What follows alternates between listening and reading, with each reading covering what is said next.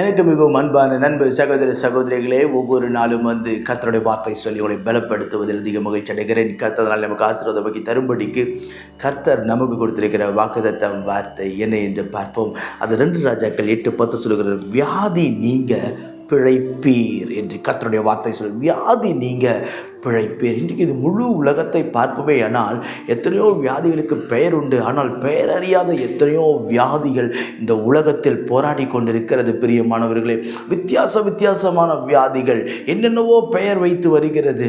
இப்படி இருக்கிற சூழ்நிலையில் கர்த்தரோட வார்த்தை கொண்டிருக்கிறார். என்ன தெரியுமா? வியாதி நீங்க நீர் பிழைக்க போகிறீர். எந்த வியாதி உன்னை கொல்லும்படி வந்ததோ நீ பிழைப்பாய், எந்த வியாதி உன்னை அழிக்கும்படி வந்ததோ நீ பிழைப்பாய். சற்று நிதானித்து பாருங்கள். கொஞ்சம் வருஷங்களுக்கு முன்பு முழு உலகத்தையுமே அசைத்தது கொரோனா வியாதி. எங்கும் பார்த்தாலும் கொரோனா தொற்று பரவி கொண்டே இருந்தது, வேகமாய் பரவினது. ஜனங்கள் கொத்து கொத்தாய் மரித்ததை நம் கண்களால் பார்த்தோம். ஆனால் அவைகளுக்கெல்லாம் நம்மை தப்புவித்தவர் இன்றைக்கு உங்களையும் என்னையும் ஜீவனோடு வைத்திருக்கிறார் என்று சொன்னால் அது கிருபை, கர்த்தருடைய கிருபை. பிரியமானவர்களே, அந்த கிருபை நிமித்தம் கர்த்தர் நம்மை பிழைக்க வைக்கிறார். அழிவுக்கு ஏதுவான நம்மை, சாவுக்கு ஏதுவான நம்மை கர்த்தர் பிழைக்கும்படி வைத்திருக்கிறார். பிரியமானவர்களே, அவர் எப்படி பிழைக்க வைக்கிறார் என்று வேதம் சொல்லுகிறது. சங்கீதம் 107:20 சொல்லுகிறது, அவர் தமது வசனத்தை அனுப்பி அவர்களை குணமாக்கினார். எப்படி நமக்கு சுகம் வருகிறதாம்? கர்த்தருடைய வார்த்தையில். கர்த்தருடைய வார்த்தையில் என்ன இருக்கிறது? ஆரோக்கியம் உண்டு. கர்த்தருடைய வார்த்தையில் என்ன உண்டு? சௌக்கியம் உண்டு.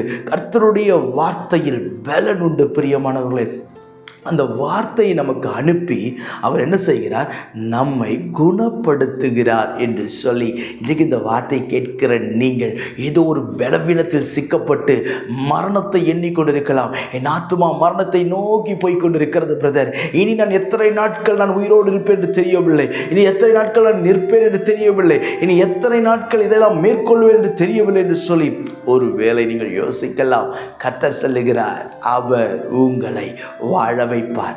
மரணத்துக்கல்ல, நீங்கள் வாழ்ந்திருப்பீர்கள். எல்லா மரண கட்டுகளையும் கர்த்தர் உடைத்து நொறுக்குவார். நீங்கள் வெட்கப்பட்டு போவதே இல்லை. நான் உங்களுக்காய் ஜெபிக்கட்டும். பரலோக பிதாவே, இந்த வார்த்தையெல்லாம் கேட்கிற நண்பு சகோதர சகோதரி ஒவ்வொருக்காய் ஜெபிக்கிறேன். வியாதியை உணர்ந்து விளக்குவேன் என்று வாக்கு கொடுத்தீர் சுவாமி. அந்த வார்த்தையின்படி அப்பா, யார் யாரெல்லாம் பலவீனத்தோடு இந்த வார்த்தையில் கேட்கிறார்களோ அற்புத சுகம் நடக்க துவங்கட்டும், விடுதலை நடக்க துவங்கட்டும். வியாதியின் கட்டுகள் அறுக்கப்படுவதாக, எல்லா பலவீனத்தின் கட்டுகள் அறுக்கப்படுவதாக, எல்லா விதமான சோர்வுகள் ஆண்டவரை இப்பொழுது விலகி போவதாக, மரண பயங்கள் விலகுவதாக நான் ஜெபிக்கிறேன். ஆண்டவரை பிழைக்க வைப்பீராக, பிழைக்க வைப்பீராக. என் தேவன் இன்றைக்கு அற்புதத்தை செய்து மேன்மைப்படுத்தி நிலைநிறுத்துவீராக. உங்க நாமத்தை நீங்க மகிமைப்படுத்தும், பலப்படுத்தும். இயேசுவின் நாமத்தில் ஜெபிக்கிறேன் எங்கள் ஜீவனுள்ள பிதாவே. ஆமென், ஆமென். God bless you.